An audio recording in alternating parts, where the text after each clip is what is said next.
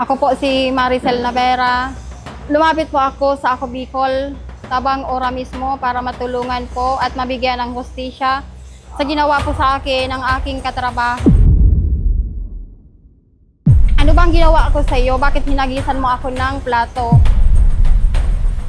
Eto mga ka-aksyon, housekeeper ng isang apartel nag-away-away umano nang dahil lamang sa tuwalya. Reklamo ni Maricel Navera, sugat sa braso ang kanyang natamo dahil sa pagbato sa kanya ng plato ng kapwa niya housekeeper. Pwede niyo po bang maikwento sa amin paano humantong sa pag-aaway ng dahil lang sa tuwalya? August 14 po. Umulan po ma'am ng August 14. August 14, umulan. Hindi nakapagpatuyo po lahat. Pero may mapipili naman sanang konti, kaya lang hindi naman niya nakuha yung iba kasi inuna niya yung sideline niya para sa guest. May nagpalaba po. Yun ang inuna niya po. Tapos parang ako yung dinidiin na mali ko daw po. Tapos nung sinabi ko po yun na ganon, hindi nakatulong kasi iba yung ginawa. Ito na yung sumagot na asawa po. Ang sabi, bakit naman makakaano si Marlon nagpintura? That time po hindi nagpintura si Marlon. Sa madaling sabi, ang pinag-awayan talaga punot dulo ay dahil sa tuwalya. Okay, dahil umulan nung araw na yon, hindi lahat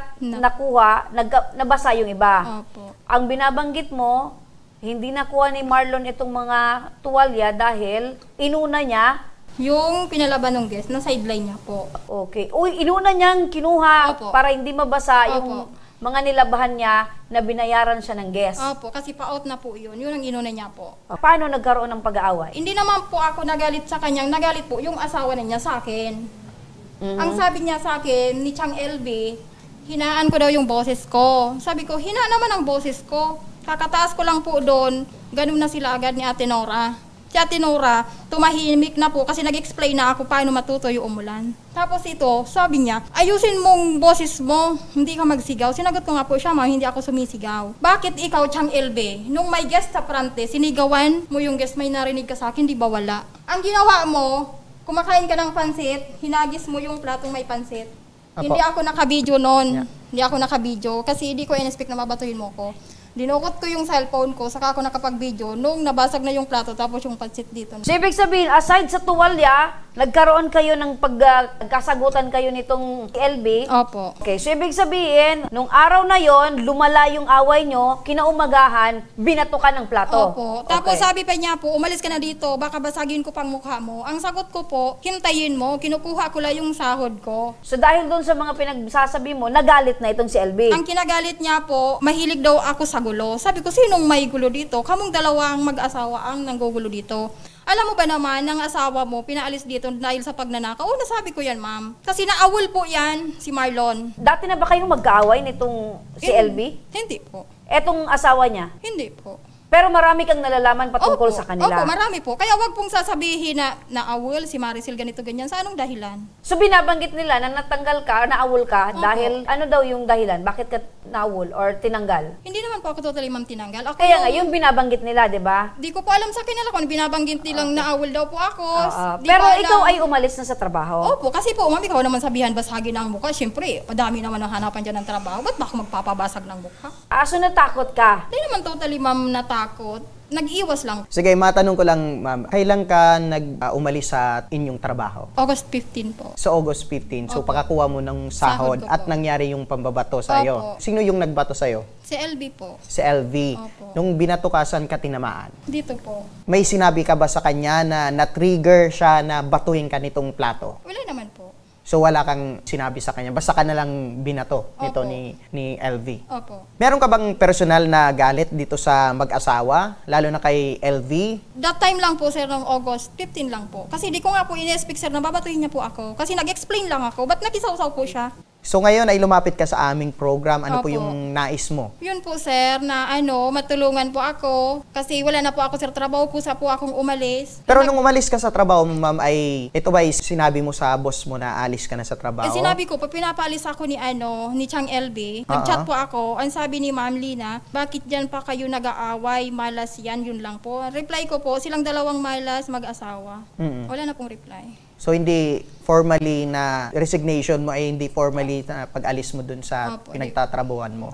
Okay. Sige. Pero yung pag-alis mo talaga doon sa trabaho dahil ito sa pag-aaway nyo. Opo. Okay. Nung pambabanta po, Sa pagbabanta. Sa pagbabanta. Okay. Yung pagbabanta na sinabi na babasagin yung mukha. babasagin yung mukha mo. Para malaman natin yung side naman itong inireklamo mo, itong si LB at ang kanyang kinakasama. Ito makakapanayam natin si Marlon Recafrente at sina LB Lerom. Okay. Gaano katotoo po ito na binato nyo po ng plato itong si Maricel? Hindi po ma'am, ganito po yung umpisa po niyan ma'am. Dumating po si Ate Maricel ng umaga po. Ngayon, pagdating niya po, kinausap po siya ni Ate Nora. Bali, yung si Ate Nora po, yun ang katiwala namin sa hotel kasi pinsan po yun ang boss namin. Kinausap po siya ni Ate Nora. Ang sabi po ni Ate Nora, Maricel ngaya, bakit ngaya naginit ngaya maghapon, hindi nga kayo ni Marlon nakapagpatuyo ngaya ng sinampay. Kagabi ngaya, ang daming gis na nagalit sa amin, walang kumot, walang tuwalya. Ganon, nagpapaliwanagan po silang dalawa.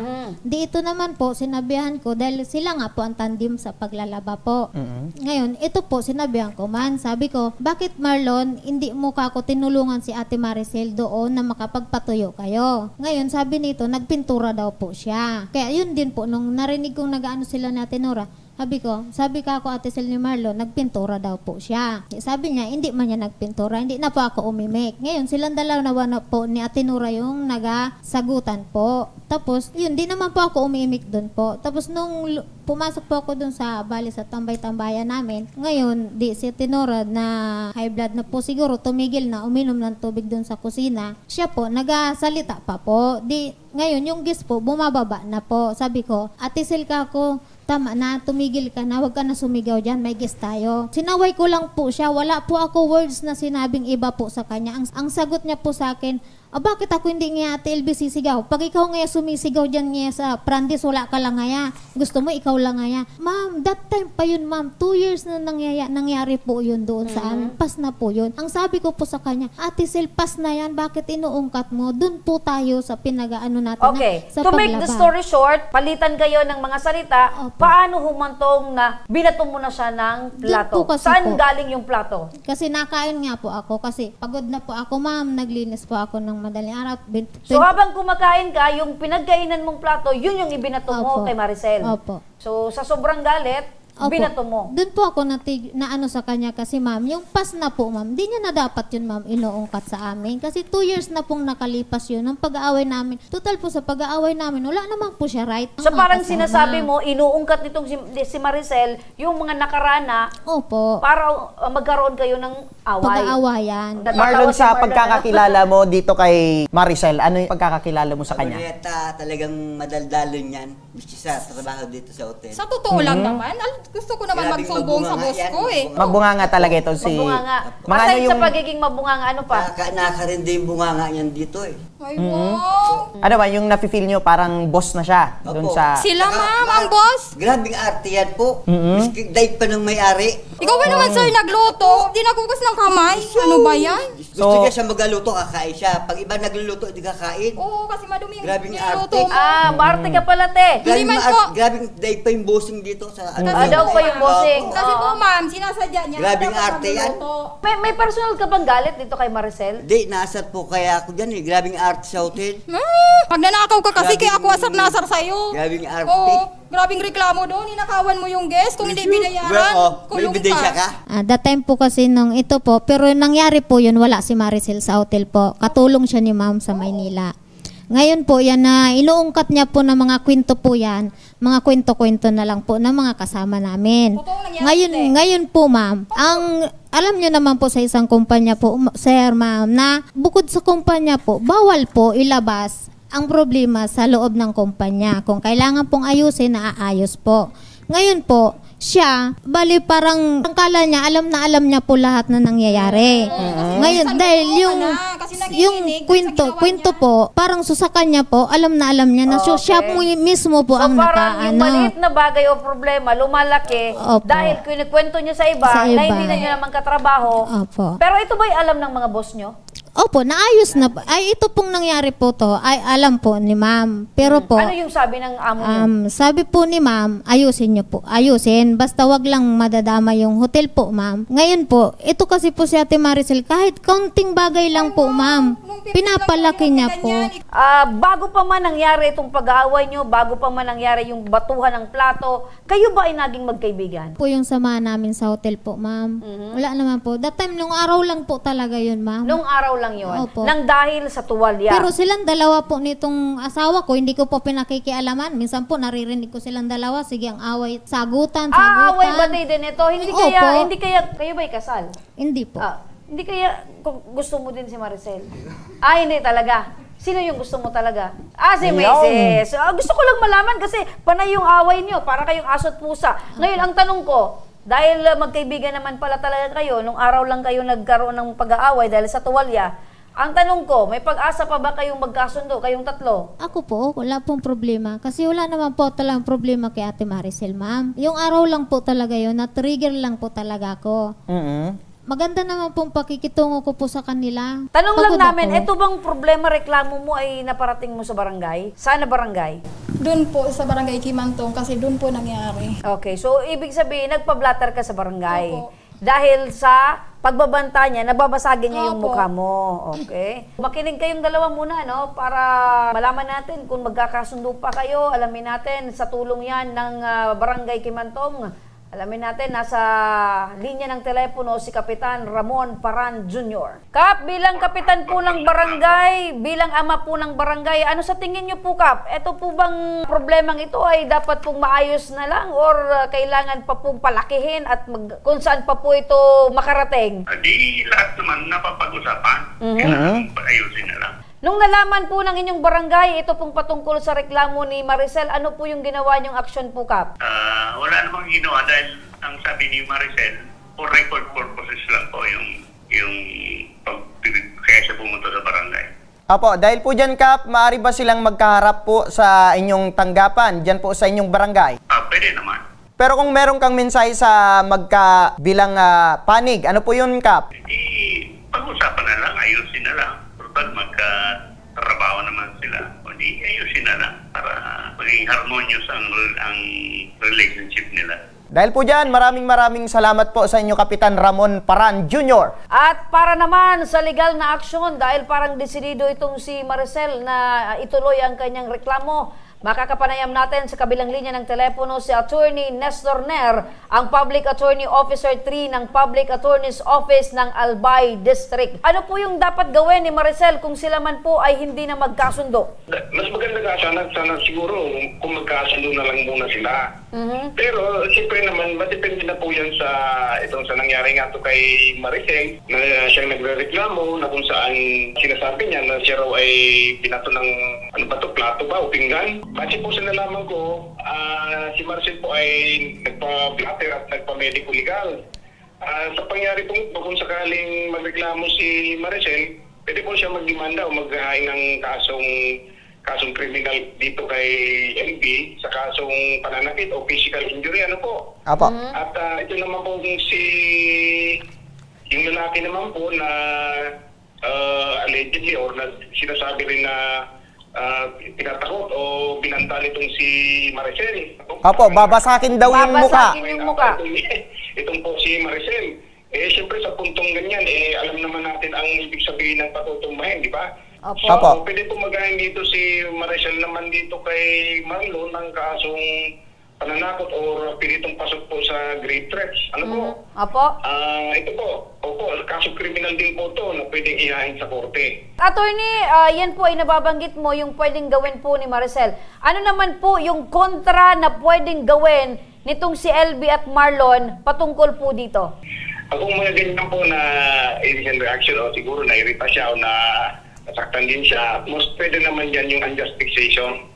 Opo. Malit din pong kaso yun para kontra naman kay Maricel kung sakali. Opo, so ibig sabihin po nito, attorney, parehas po sila, magkabilang panig, parehas po sila may karapatan magsampa ng kaso laban sa isa't isa. Maraming salamat po sa inyo pong paliwanag at aalalayan na lang po namin sila, no po, attorney, kung sila po ay magdesisyon na ituloy po ang kaso sa isa't isa. Maraming salamat po, attorney Nestor Ner. Ma'am Maricel, napakinggan niyo po. Opo. Kayo po ay may karapatan na magsampa ng kaso laban po sa mag-asawa kung inyo pong mamarapatin at itutuloy.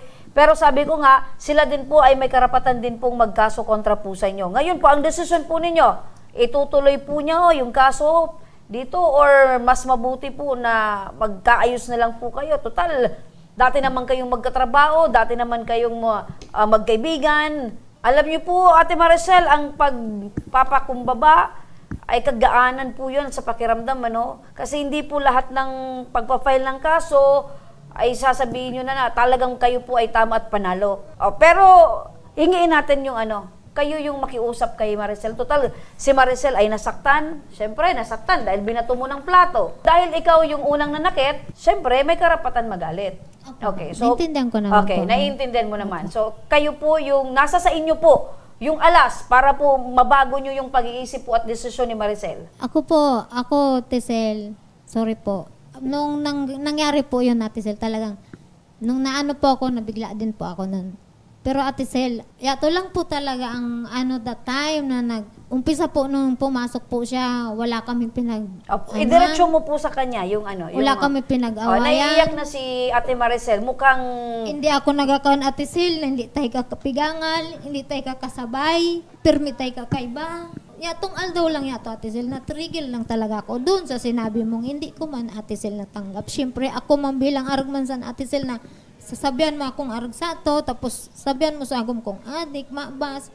Ate Sel, paninirang puri baga yun. Asawa baga ako, Ate Sel. Tatay, para matapos na tayo dito, sabihin nyo na lang po daw na hindi na po siya mabungang, hindi naman siya mabungang at humingi din po kayo ng kapatawaran. Sige, tatay, para matapos po. Sorry Nata, di ko naman mauulit yun. Pasensya na lang. Sana mapatawad mo kami mag-misis. Tinanggit na ni naman po. tatay, hindi ka naman daw mabunganga, pasensya na daw. Tapos kayo may trabaho, ako nag-resign. Ate Sel, Ayun, ganito na. So pinapatawad mo na sila doon sa pagiging binanggit nilang mabunganga. Okay? Maaari po ba kayong mag-shake hand? Sige ate, maganyan natin, no? So ayan, Sige na, lumapit Maricel. Yun! Sorry nate. Yan. Diba? Magaan sa feeling na lalabas po kayo dito na wala na po kayong nararamdaman na galit sa isa't isa. Hello po. Okay na tatay. Gumaan po yung pakiramdam po ninyo na wala na kayong kaaway. Ate LB, ano yung gusto mong sabihin sa programa, Ate LB? Maraming salamat po sa inyo, ma'am, sir, sa mga staff po ninyo na nabigyan din po kami ng linaw ng pagkakamali namin, ma'am. Ayun. So, meron talaga kayong pagkakamali. Ang importante, okay na po kayo. Kayo po, ate, may mensahe po kayo. Papasalamat po ako sa Ako Bicol. Natapos na po ang problema ko.